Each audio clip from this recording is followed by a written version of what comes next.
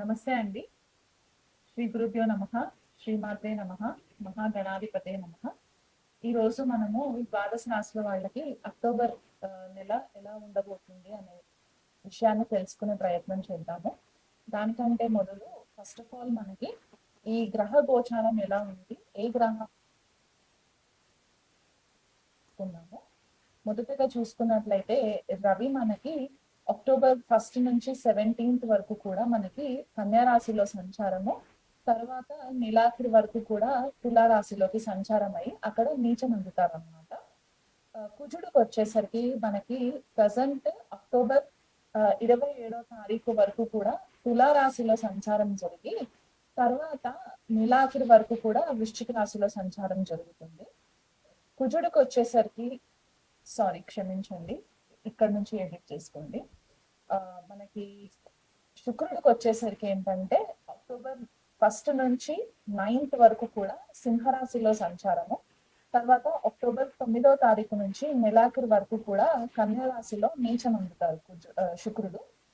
తర్వాత బుధుడిని గనక చూసుకున్నట్లయితే అక్టోబర్ 1 నుంచి 3వ తారీఖు వరకు బుధుడు వచ్చేసి మనకి కన్యా రాశిలో సంచారము, తర్వాత 24వ తారీఖు వరకు కూడా తులారాశిలో సంచారము, తదుపరి ఎండ్ ఆఫ్ ద మంత్ వరకు కూడా మనకి వృశ్చిక రాశిలో సంచారం జరుగుతుంది.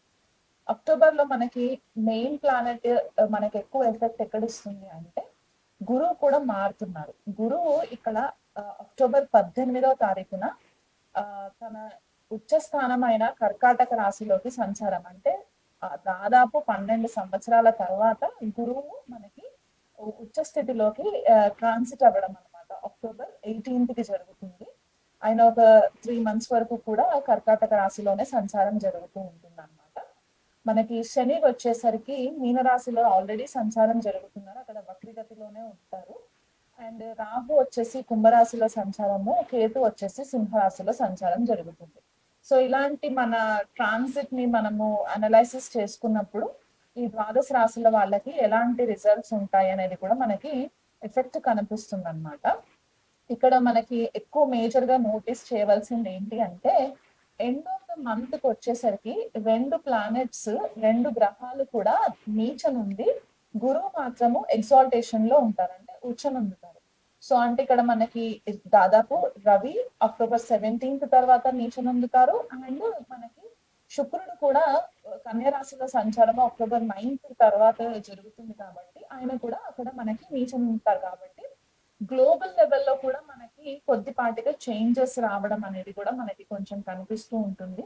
స్పెసిఫికలీ పొలిటికల్ లీడర్స్ ఎవరైతే ఉంటారో, లేకపోతే వర్కింగ్ మల్టీనేషనల్ కంపెనీస్ లో ఎవరైతే అధికారికమైన స్థితిలో పొజిషన్స్ లో ఉంటారో అలాంటి వాళ్ళకి కొద్దిపాటిగా ఛాలెంజింగ్ సిచ్యువేషన్స్ ఉంటాయి అని చెప్పుకోవడానికి కూడా మనకి గ్రహగతుల్ని బట్టి తెలుస్తుంది అనమాట. ఎందుకంటే ఎప్పుడైతే రవి నీచం అందుతారో కొద్దిగా ఇక్కడ ఫాల్స్ ఈగో అనేది కొద్దిగా ఎక్కువయ్యి లాక్ ఆఫ్ రెస్పెక్ట్ అనేది కొద్దిగా కనిపించే ఛాన్సెస్ ఉన్నాయి. కాబట్టి ఇది అందరికి వర్తిస్తుందా అంటే కొన్ని స్పెసిఫిక్ రాశులు ఉంటాయి, వాళ్ళకి కొద్దిగా ఎఫెక్ట్ ఎక్కువ కనిపించే సిచ్యువేషన్స్ కనిపిస్తాయి. కాబట్టి అవి మనం ఇండివిజువల్ గా అనాలిసిస్ చేసుకుని చెప్పుకునేటప్పుడు నేను వివరిస్తాను. సింహరాశి వాళ్ళకి అక్టోబర్ నెల ఎలా ఉండబోతుందో చూద్దామండి. సింహరాశి వాళ్ళకి రాశ్యాధిపతి రవి లేదా సింహ లగ్నం, లగ్నాధిపతి రవి. వీళ్ళకి మొదట 17 రోజులు కూడా ద్వితీయ స్థానంలో సంచారం జరుగుతుంది, తర్వాత తృతీయ స్థానంలో సంచారం. ద్వితీయ స్థానంలో జనరల్ గా రాష్ట్రాధిపతి కానీ లగ్నాధిపతి కానీ ద్వితీయ స్థానంలో సంచారం జనరల్ గా ఫేవరబుల్ గా చెప్తూ ఉంటాము. కాకపోతే ఇక్కడ మనకి రవి కన్యా రాశిలో సంచారం జరుగుతున్న ఆపోజిషన్ లో మనకి వక్రిగతిలో ఉన్న శని యొక్క వీక్షణ పడుతుంది కాబట్టి కొద్దిపాటిగా కాన్ఫ్లిక్ట్స్ వచ్చే పరిస్థితి కనిపిస్తుంది. కాన్ఫ్లిక్ట్స్ ఎక్కడ వస్తాయి అంటే మనకి జనరల్ గా రవిని చూసుకున్నట్లయితే అధికారులతోటి మనము అథారిటేటివ్ ఫిగర్స్ ఎవరైతే ఉంటారో వాళ్ళకి మనము కనెక్టివిటీ చేసుకుంటాం. కాబట్టి రవికి వచ్చేసరికి అథారిటేటివ్ ఫిగర్స్ అంటే సింహరాశి వాళ్ళు ఎవరైనా కెరియర్స్ లో వర్క్ ప్లేస్ లో ఉన్నప్పుడు మీకు మీ అధికారుల నుంచి కొద్దిపాటిగా ఒత్తిడి అనేది కనిపిస్తూ ఉంది నెలంతా కూడా. 3rd హౌస్ లో ట్రాన్సిట్ అయినా సరే తులారాశిలోకి అక్కడ 3rd హౌస్ ట్రాన్సిషన్ కూడా మంచిదే పాపగ్రహాలకి. కాకపోతే నీచనందుతారు కాబట్టి అక్కడ కూడా కొద్దిపాటిగా ఈగో క్లాషెస్ కనిపిస్తున్నాయి. అంటే మీరు మాట్లాడే మాట చాలా అగ్రెసివ్ గా, చాలా హార్ష్ గా వచ్చే తీరు కనిపిస్తుంది కాబట్టి స్పెసిఫిక్ గా మీ అధికారులతోటి మాట్లాడేటప్పుడు మాత్రం చాలా ఆచితూచి మాట్లాడే ప్రయత్నం చేయండి. కొలీగ్స్ విషయంలో కూడా మీరు కొద్దిగా కేర్ఫుల్ గా ఉండి రఫ్ గా మాట్లాడకుండా కొద్దిగా సౌమ్యంగా పొలైట్ గా మీరు మాట్లాడినట్లయితే గనక మీకు ఇబ్బందులు లేవు. లేకపోతే మీరు కోరి ప్రాబ్లమ్స్ తెచ్చుకున్న స్థితి కనిపిస్తుంది నెలంతా కూడా. అది కాకుండా మనకి శుక్రుడు కూడా కన్య రాశిలో నీచనందుతారు కాబట్టి మళ్ళీ ఆపోజిషన్ లో ఆ, శని సంచారము, శని యొక్క దృష్టి కూడా పడుతుంది కాబట్టి మీకు ఆఫీస్ లో ఫీమేల్ కొలీగ్స్ నుంచి ప్రాబ్లమ్స్, ఒకవేళ మీకు ఫీమేల్ మేనేజర్స్ ఉంటే కనుక, ఆడవాళ్ళు మీకు మేనేజర్స్ గా ఉంటే కనుక వాళ్ళ దగ్గర నుంచి మీకు ప్రెషర్ రావడము, లేకపోతే మీ మాట వల్ల కొద్దిపాటిగా వేరే వాళ్ళు హర్ట్ అయ్యి మీ పైన ఏదైనా సడన్ అలిగేషన్స్ వేయడానికి కూడా ఛాన్సెస్ కనిపిస్తున్నాయి కాబట్టి ఈ విషయంలో కొద్దిపాటిగా జాగ్రత్తగా ఉండండి. అది కాకుండా ఫ్యామిలీ లైఫ్ వచ్చేసరికి ఏంటంటే ఇక్కడ లగ్నంలోనే కేతు సంచారము, సప్తమంలో రాహు సంచారము, ఈ నెలలో మళ్ళీ రవి ద్వితీయ కుటుంబ స్థానంలో, తర్వాత తృతీయ స్థానంలో, అష్టమంలో శని, ఇవన్నీ ప్లానెట్స్ మనము గమనించుకున్నట్లయితే ఫ్యామిలీ లైఫ్ వచ్చేసరికి కొద్దిపాటిగా డిస్టర్బెన్సెస్ అయితే ఈ నెల కూడా కనిపిస్తూ ఉంది కాబట్టి కొంచెం సౌమ్యంగా మీరు హ్యాండిల్ చేసుకునే ప్రయత్నం చేయండి. హెల్త్ విషయంలో కూడా కొద్దిగా జాగ్రత్త చాలా అవసరము. ఎందుకంటే దేనిపైన ఇంట్రెస్ట్ ఉండకుండా అయిపోయే పరిస్థితి కనిపిస్తుంది.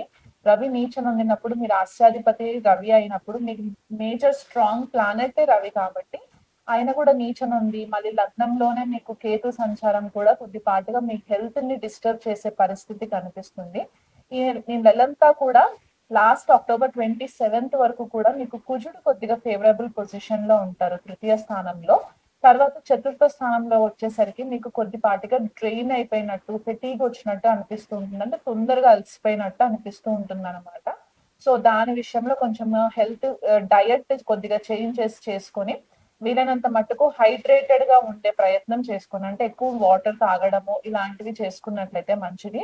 మీకు ఏదైనా ఫుడ్ హ్యాబిట్స్ కనుక, ఫుడ్ విషయంలో మీరు కొద్దిగా ఏదైనా వస్తువు పడట్లేదు తిన్నప్పుడు అని అనుకుంటే కనుక అది కంప్లీట్ గా అవాయిడ్ చేసేయండి. గ్యాస్ట్రిక్ ప్రాబ్లమ్స్ కనిపిస్తున్నాయి, కొంతమందికి ఇండైజెషన్స్ కనిపిస్తున్నాయి, కొంతమందికి హై బ్లడ్ ప్రెషర్ కనిపిస్తుంది, కొంతమందికి ఏంటంటే హార్ట్ లో బర్నింగ్ సెన్సేషన్ కూడా కనిపిస్తుంది నెలంతా. కాబట్టి సింహరాశి వాళ్ళు ఇవి కొద్దిగా మైండ్ లో పెట్టుకొని మీ హెల్త్ విషయం కొద్దిగా కేర్ఫుల్ గా ఉంచుకోండి. ఒకవేళ మీకు యోగా పైన ఇంట్రెస్ట్ రావట్లేదు అంటే కనుక మీకు నచ్చిన జర్నల్స్ ఏవైనా రాసే ప్రయత్నం చేయండి. మీ థాట్స్ అన్ని కూడా మీరు రాయడం రూపంలో పెట్టుకున్నట్లయితే కూడా మీకు మంచి ఫేవరబుల్ రిజల్ట్స్ వస్తాయి. మ్యారిటల్ విషయం ఆల్రెడీ నేను చెప్పేశాను, కొద్దిగా డిస్టర్బెన్సెస్ కనిపిస్తున్నాయి కాబట్టి వీళ్ళనంత మట్టుకు సంయమనం పాటించండి. ఫైనాన్షియల్ గా మీరు పెద్దగా ఎక్స్పెక్టేషన్స్ కూడా పెట్టుకునే సిచ్యువేషన్స్ లేవు. గురువు కొద్దిగా ఫేవరబుల్ గా ఉన్నారు కాబట్టి ఆ వచ్చిన ఇన్కమ్ ని కొద్దిగా మీరు సేవింగ్స్ చేసుకునే ప్రయత్నం చేయండి. ఎందుకంటే మీ ద్వితీయాధిపతి అయిన బుధుడు కూడా అంత ఫేవరబుల్ పొజిషన్ లో లేరు ఈ నెలంతా. కాబట్టి కొద్దిగా ట్రాన్సాక్షన్స్ చేసేటప్పుడు కొద్దిగా కేర్ఫుల్ గా ఉండండి. అప్పులు ఇచ్చేటప్పుడు కొద్దిగా ఆచితూచి అడుగులు వేయండి. వీలైనంత మట్టుకు తెలియని వాళ్ళకి, స్ట్రేంజర్స్ కి అప్పులు ఇచ్చే ప్రయత్నం చేసుకోకండి. ఎక్కడన్నా ఇచ్చినా కూడా అవి వసూలు చేసుకునే ప్రయత్నం చేసుకోండి. డాక్యుమెంటేషన్ ప్రాపర్ గా చేసుకోండి. కొత్త ఇన్వెస్ట్మెంట్స్ ఏవైనా చేయాలనుకుంటే కనుక ఈ నెల వాయిదా వేసుకొని నెక్స్ట్ నెలలో మీరు ప్లానింగ్స్ చేసుకుంటే మంచిది. మీకు ఇంకా బెటర్ రిజల్ట్స్ కావాలి అనుకుంటే కనుక ప్రతిరోజు కూడా మీరు సూర్యుడికి అర్ఘ్యం ఇవ్వండి ఈ నెలంతా కూడా. అది దానివల్ల మీకు హెల్త్ బాగుంటుంది, మీకు పబ్లిక్ లైఫ్ లో కొద్దిగా రికగ్నిషన్ రావడానికి కూడా హెల్ప్ అవుతుంది. అలాగే లక్ష్మీదేవి పారాయణం చేసుకోండి. లక్ష్మీదేవి అష్టోత్తరం కానీ, అష్టకం కానీ చదువుకునే ప్రయత్నం చేయండి. దుర్గాదేవి ఆరాధన చేసుకునేట్లయితే కనుక మీకు ఇంకా మంచి బెటర్ రిజల్ట్స్ వస్తాయి.